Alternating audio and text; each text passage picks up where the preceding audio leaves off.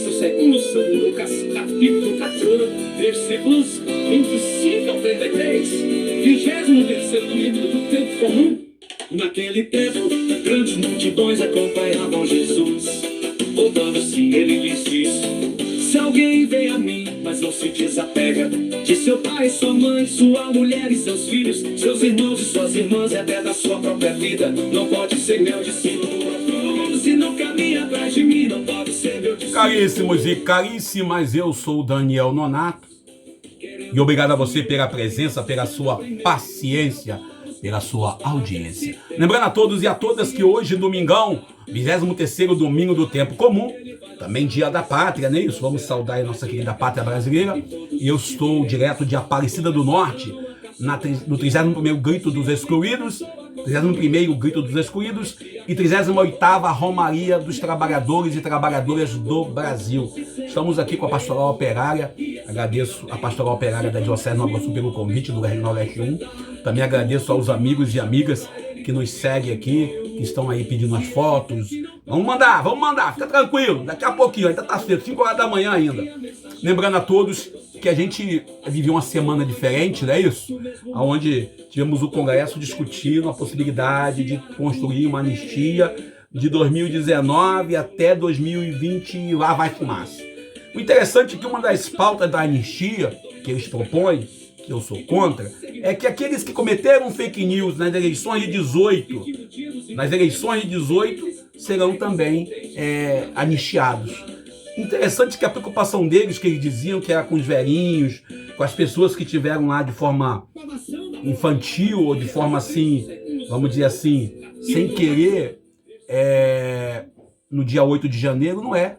A intenção ali é salvar os políticos canárias. Nunca vi deputado, senador defender a classe que não seja a classe dele. Interessante, quando vai votar o salário mínimo, por um exemplo bem prático, eles sempre alegam que o salário mínimo ele gera impacto na economia.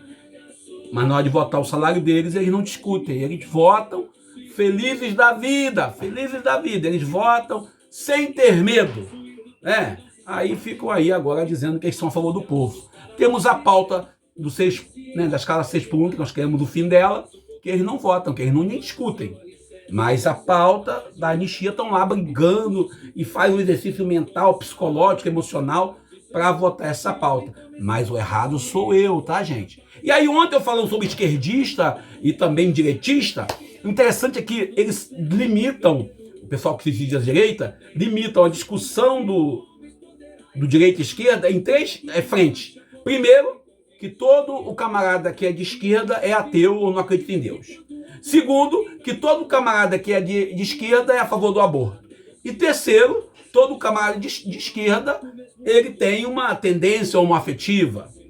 Acho interessante. Será que nós fôssemos também olhar para o pessoal da direita com rótulo também? Todo camarada de direita é miliciano, todo camarada de direita ele bate na mulher, porque pode ver as notícias que você vê pela matéria aí nas televisões. Todo cara de direita frauda imposto de renda.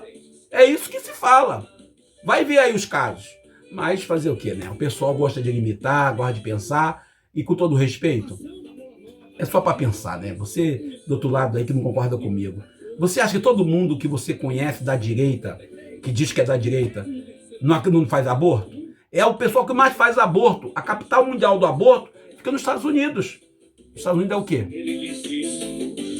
Capitalista, não é isso? Bom, vamos nós para o Evangelho do dia. A liturgia do dia que é melhor pra gente, não é isso? Lembrando a todos e a todas que estamos no 23º domingo do tempo comum. Novamente, quase que eu dou aquela derrapada. Já derrapei. E a gente está vivendo a liturgia, o Evangelho, Lucas capítulo 14, versículos 23 ao 33. E o Salmo, o livro de sabedoria, primeira leitura, capítulo 9, versículo 13 ao 18. O Salmo é 88, entre parênteses 89, e a carta que vamos ler, carta de São Paulo a Filemão, não é uma carta, alguém diz que é um bilhete de São Paulo, versículos 9b ao 10 e versículo 12 ao 17. E a gente vai olhar que é um conjunto de textos que nos comunica de forma assim, organograma, o que a igreja propõe para nós todos os anos seja confrontado com a coerência da nossa fé. Lembrando que o mês de setembro é marcado pela Semana da Pátria no Brasil, mas também é marcado pelo mês da Bíblia. E a gente sempre fala que esse ano a Igreja Católica Romana está propondo o estudo do livro de Romanos. Interessante, né? Então, e nós estamos aí, as paróquias, as comunidades, mergulhando na proposta do livro de Romanos. Lembrando que a primeira leitura de hoje, Sabedoria capítulo 9, versículo 13 ao 18, é um livro que não tem na Bíblia protestante. A gente fala isso porque nós sabemos que o cânon, aí já que estamos falando de Bíblia, ele é organizado dessa maneira, livro deutero e protocanônico. O livro da sabedoria é um livro protocanônico para os cristãos católicos. Para os protestantes, é um livro apócrifo. Para quem não sabe o que é o livro apócrifo, na visão, né, teológica, é um livro que foi escrito que tenta passar uma verdade de fé que de fato não é verdade. Por exemplo, o apócrifo de São Tiago, que é um texto do Evangelho segundo São Tiago, que aparece lá Jesus como criança fazendo passarinho de barro, Jesus como criança permitindo que uma criança caísse de uma janela, e ele ressuscita a criança, e a criança... Ou seja, não vamos entrar nessa história de novo não, porque isso vai me gerar dor de cabeça e problema, né, depois para mim ficar entrando nesse tema, o nosso vídeo é curto. Também temos aí o apócrifo segundo São Tomé, mas nós estamos lendo o livro da sabedoria. Sabedoria para os católicos é um livro deuterocanônico, ou seja, do segundo cânon, um livro escrito em grego. Então, quem poderá conhecer a vontade de Deus? A sabedoria não é um cálculo humano, mas um dom divino. Salomão, nesse contexto, pede à luz não riquezas, nem fama. E este dom que permite discernir o que passa e o que permanece. Aqui, nesse texto de sabedoria, já temos o primeiro chamado. Não para calcular gastos, para calcular custo do discipulado, sem antes pedir a Deus a luz e a sabedoria. E a segunda leitura, que é um bilhete, né, de São Paulo a Filemão, capítulo 1 e único, versículo 9b ao 10, e depois versículo 12 ao 17, São Paulo escreve a Filemão pedindo que acolha Onésimo. Onésimo era um escravo fugido, não mais como escravo, mas como irmão em Cristo. O São Paulo apóstolo aí fazendo já a reforma trabalhista, ou seja, a visão aonde nós tínhamos naquele contexto o uso da mão de obra escrava. E aqui São Paulo fala assim, olha, não são mais escravos. E aqui vemos o amor cristão, não uma ideia abstrata, mas encarnada nas relações sociais concretas.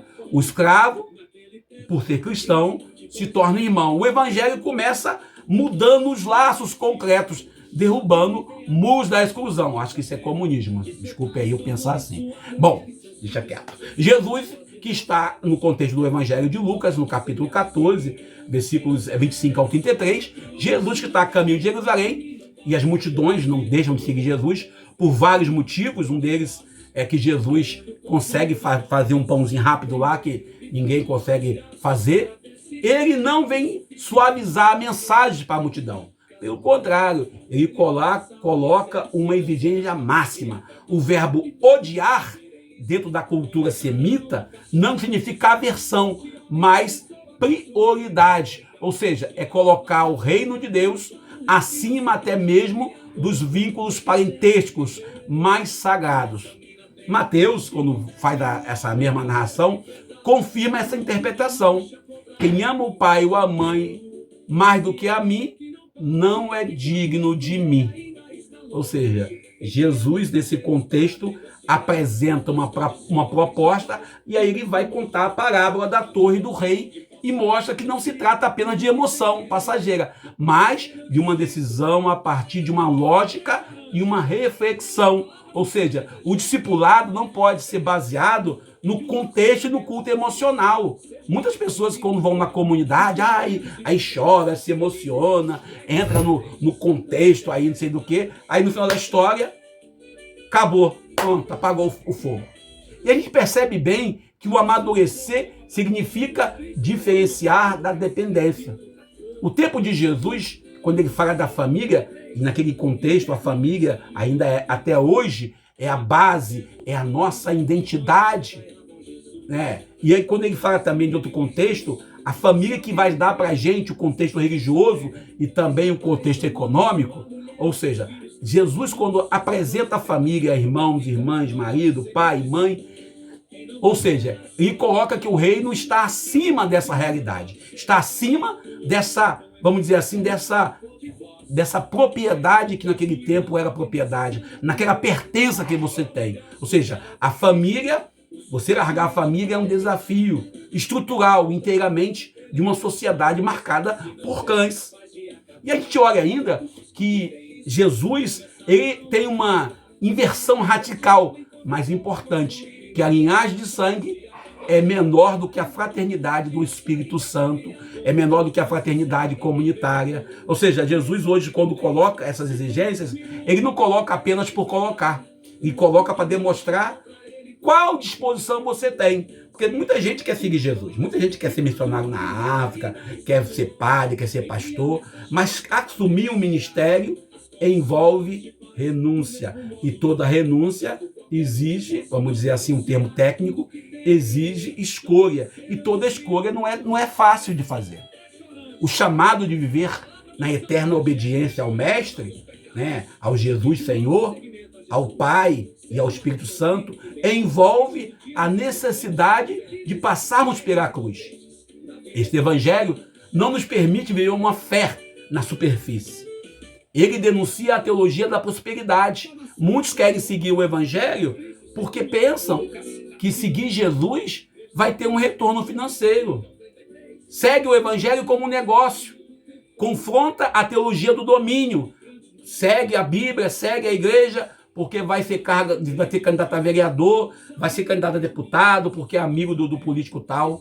E essa é a teologia do domínio. Ou seja, confronta com toda a teologia, que diz ser teologia, mas, vamos dizer assim, desfaz o contexto da vida humana. Jesus ainda traz nesse evangelho, ele traz uma crítica ao clericalismo denunciado pelo Papa Francisco. No evangelho Gáudio, que diz que o clero, o padre, o bispo, o diácono, quem ocupa cargo de liderança na comunidade, não tem privilégios, pelo contrário, é o primeiro a servir. Esse evangelho também vem denunciar também o culto show, os pregadores digitais, aqueles nós, né, que buscam likes, que reduzem a fé a espetáculo. Já que eu falei em like, por favor, coloca um like para mim aí, né, se possível, né? Ou seja, o evangelho de hoje, ele vem perguntar: você está disposto a seguir Jesus até a cruz? Não a cruz simplesmente pela cruz, mas uma cruz no cotidiano. Eu dizia outro dia para um amigo pastor evangélico, eu dizia: olha, irmão, ser cristão católico é você ter normas. Quando eu mostrei para ele as normas da igreja, eu falei: nossa, tem tudo isso? Eu falei: tem. Ser cristão católico envolve obediência, envolve castidade, envolve oração, envolve prática da missa, porque quem não vai na missa está em pecado, as regras da igreja. Ele: nossa, é tão difícil assim então ser católico. O Concílio Vaticano II, na Gaudium et Spes, lembra que a dignidade humana, a justiça e a fraternidade são o núcleo da fé. E o Evangelho Gáudio recorda que os discípulos não é conforto. O discipulado não é conforto, mas compromisso com os pobres. E Papa Francisco, né, há pouco tempo que ele morreu, né, ele fez a Páscoa, a Fraternitude insiste que a amizade social deve derrubar as fronteiras e os muros da exclusão. E a gente entra ainda no antigo, lá na patrística, nos pais da igreja, Santo Agostinho já dizia: o amor que não chega até a cruz não é amor verdadeiro. A gente, quando fala do amor verdadeiro, é algo absurdo quando a gente fala de amor. O chamado de Jesus hoje não é um chamado para você comer caqui logo ali. É um chamado para você renunciar a tudo que tem para poder ser discípulo dele.